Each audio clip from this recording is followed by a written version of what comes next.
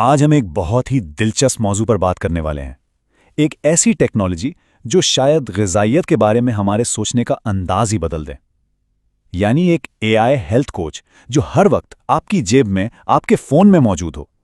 ذرا سوچیں تو کیسا ہو اگر ایک پرسنل ہیلتھ کوچ 24 گھنٹے ساتوں دن آپ کے ساتھ ہو، آپ کی رہنمائی کے لیے ہمیشہ تیار۔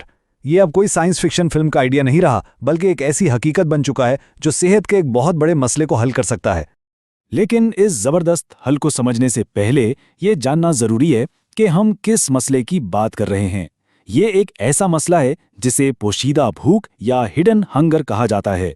اب سوال یہ پیدا ہوتا ہے کہ تائیوان جیسا ایک خوشحال اور ٹیکنالوجی میں آگے ملک، وہاں غذائیت کی کمی کا مسئلہ کیسے ہو سکتا ہے؟ یہ بات بظاہر ایک تضاد لگتی ہے نا؟ خوشحالی تو ہے، لیکن اسی کے ساتھ ساتھ ایک پوشیدہ مسئلہ بھی پنپ رہا ہے۔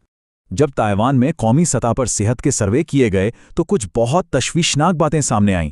پتہ چلا کہ لوگوں میں غذائیت کے بارے میں صحیح علم کی بہت کمی ہے۔ موٹاپے کی شرح ہر سال بڑھ رہی ہے اور لوگوں کی کھانے پینے کی عادتیں قومی صحت کے رہنما اصولوں سے بالکل مختلف ہیں۔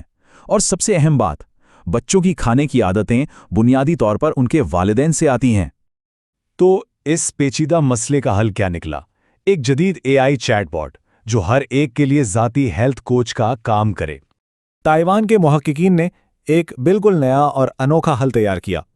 انہوں نے ایک ایسا اے آئی سے چلنے والا چیٹ باٹ بنایا جو والدین کو کھیل ہی کھیل میں ایک دلچسپ انداز میں غذائیت کے بارے میں سکھاتا ہے۔ آئیڈیا بہت سادہ لیکن بہت طاقتور تھا۔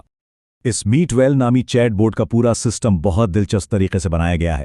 والدین اپنی روزمرہ کی میسیجنگ ایپ کے ذریعے اس سے بات کرتے ہیں، ان کی ساری بات چیت ایک ڈیٹا بیس میں محفوظ ہوتی ہے اور اے آئی اس معلومات کو استعمال کر کے ہر شخص کے لیے اس تجربے کو ذاتی اور مزیدار بناتا ہے۔ لیکن ٹھہریں، یہ چیٹ باٹ صرف ایک عام سی ایپ نہیں ہے۔ اس کی کامیابی کا اصل راز ایک خاص حکمت عملی میں چھپا ہے جو ڈیجیٹل اور حقیقی دونوں دنیاؤں کو آپس میں جوڑ دیتی ہے۔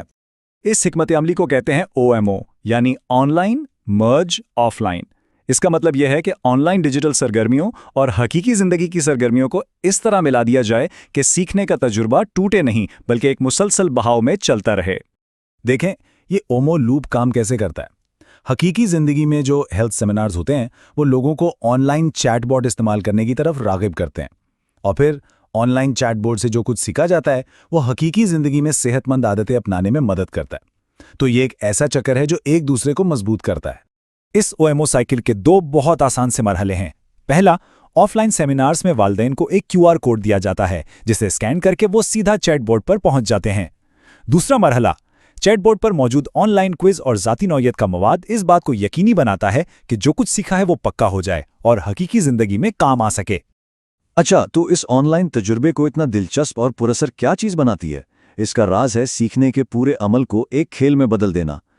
اس طریقے کو گیمیفیکیشن کہتے ہیں۔ اگر آسان لفظوں میں سمجھے تو اس کا مطلب ہے کہ پوائنٹس، لیولز اور لیڈر بورڈز جیسی گیمز کی چیزوں کو سیکھنے جیسی سنجیدہ سرگرمی میں شامل کر دیا جائے تاکہ لوگوں کی دلچسپی اور حوصلہ دونوں بڑھیں۔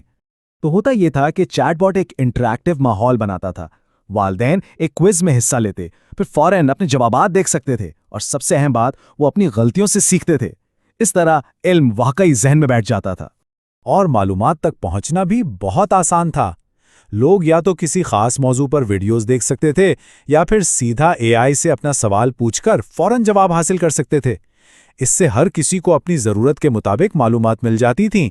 معاملے کو اور مزیدار بنانے کے لیے کچھ سماجی اور مسابقتی چیزیں بھی ڈالی گئیں، جیسے ایک کمیونٹی لیڈر بورڈ اور لیولنگ سسٹم۔ اس سے ایک دوستانہ مقابلے کی فضا بنی جس نے لوگوں کو مزید سیکھنے اور آگے بڑھنے کی ترغیب دی۔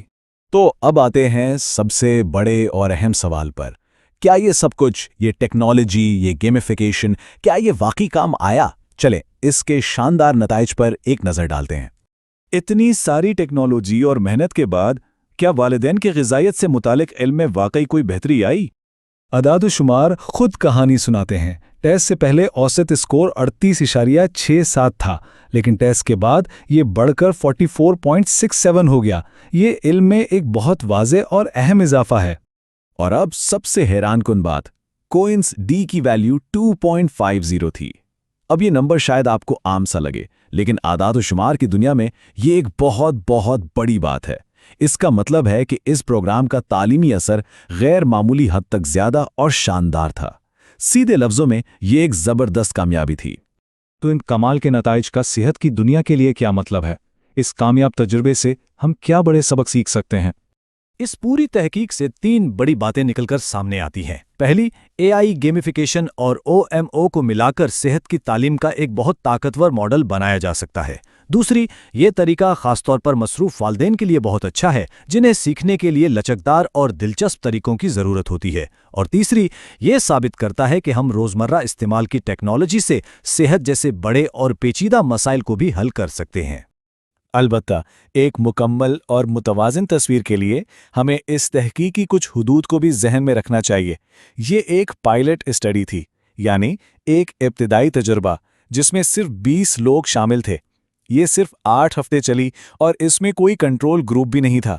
तो इन उम्मीद अफजा नताइज की तस्दीक के लिए हमें मज़ीद बड़े पैमाने पर तहकीक की ज़रूरत है। तो आखिर में ये सवाल हमारे जहन में रह जाता है, क्या हम ज़ाती सेहत की तालीम के मुस्तकबिल की एक झलक देख रहे हैं? एक ऐसी दुनिया जहां हर किसी की जेब में एक माहिर सेहत कोच मौजूद हो, जो उन्हें एक बेहतर और सेहतमंद जिंदगी गुजारने में मदद दे।